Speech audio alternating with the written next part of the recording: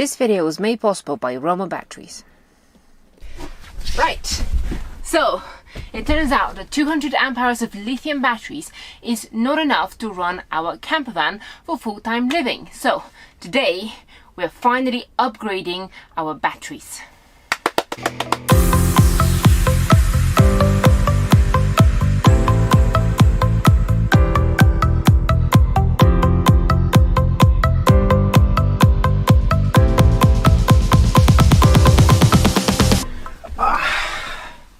So let me tell you a story of some batteries. Our batteries.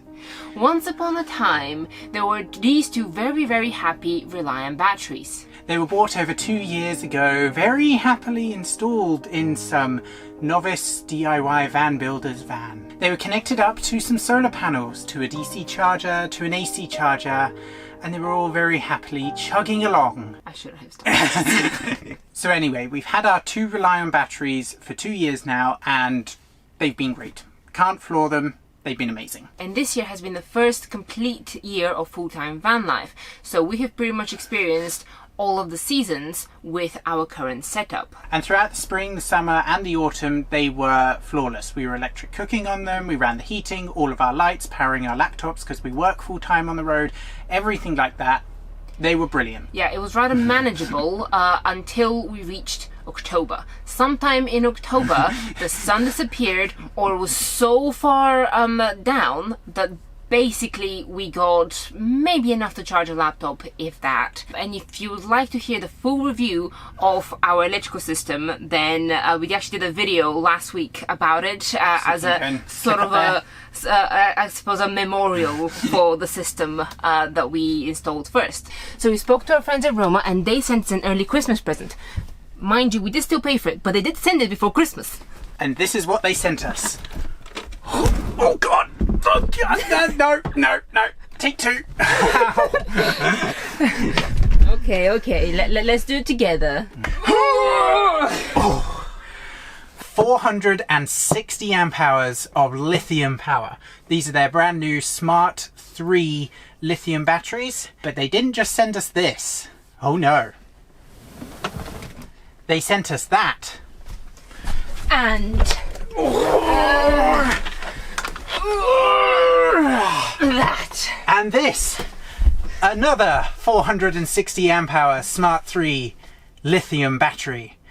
So if my maths is correct, that's 920 amp hours at 12 volts of lithium power. What? Why? Why not?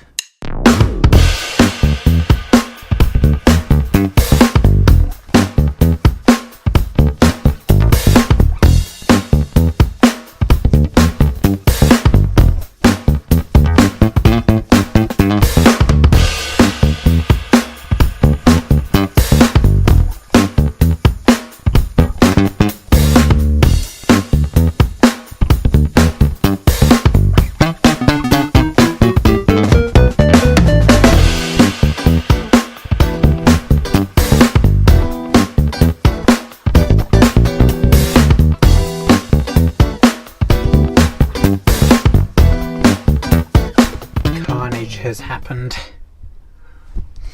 I'm gonna have to figure out a light source because I've got no main lights, but I've got everything out. It is a little messy, one could say.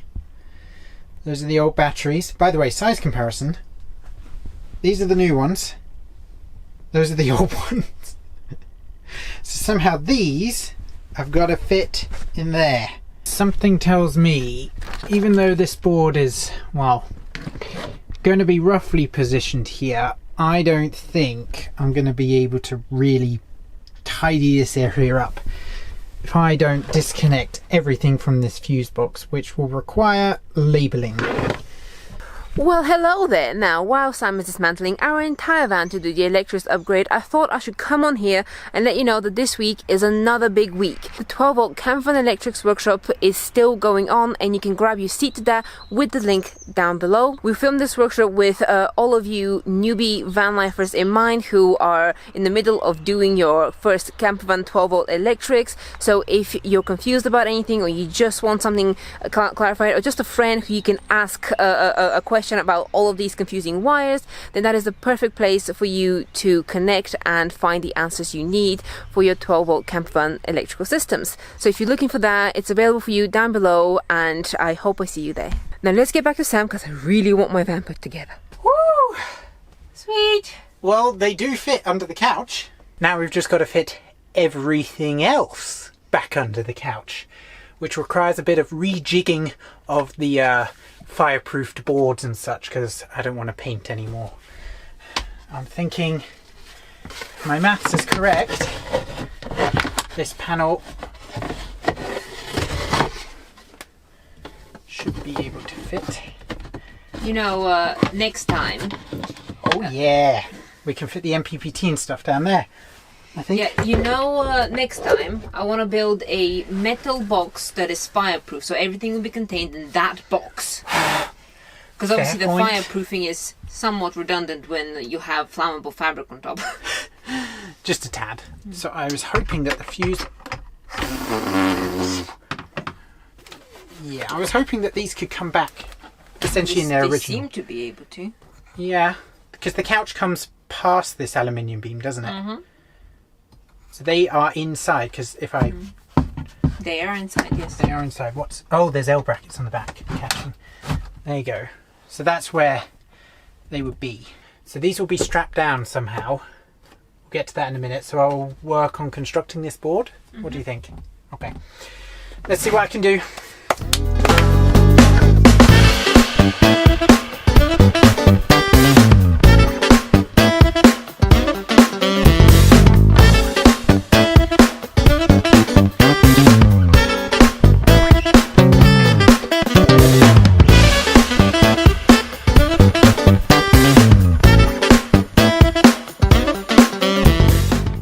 This is what we should have done the first time around in terms of neatness, like having a bus bar, your shunt and everything on one piece of fireproof wood or on a piece of metal that can absorb the heat as they heat up and get hot is preferable. We did do that around the sides of our old batteries, but then the bus bars were an afterthought and so on. So since we're taking it all apart this time, it's best that we do it properly. So yeah, I'm pretty happy with that.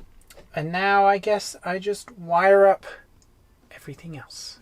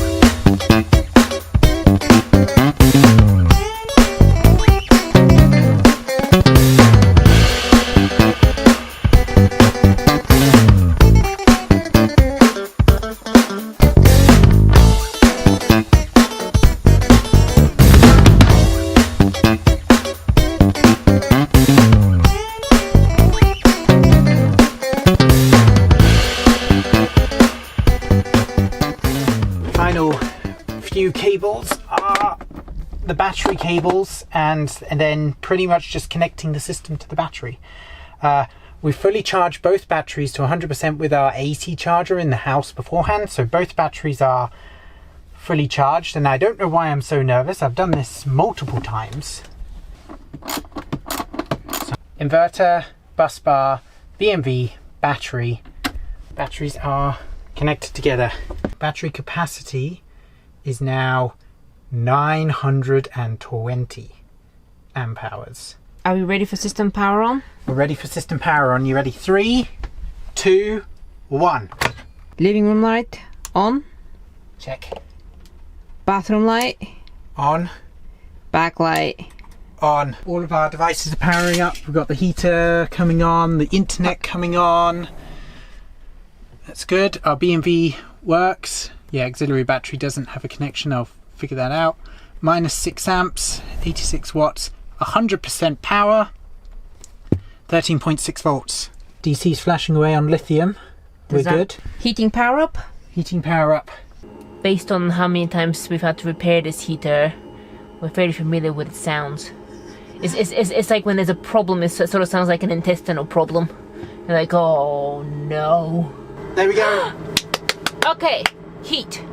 Check. Excellent. Heating active. Now. Shall I put the couch back together and we'll have a chat? Yeah.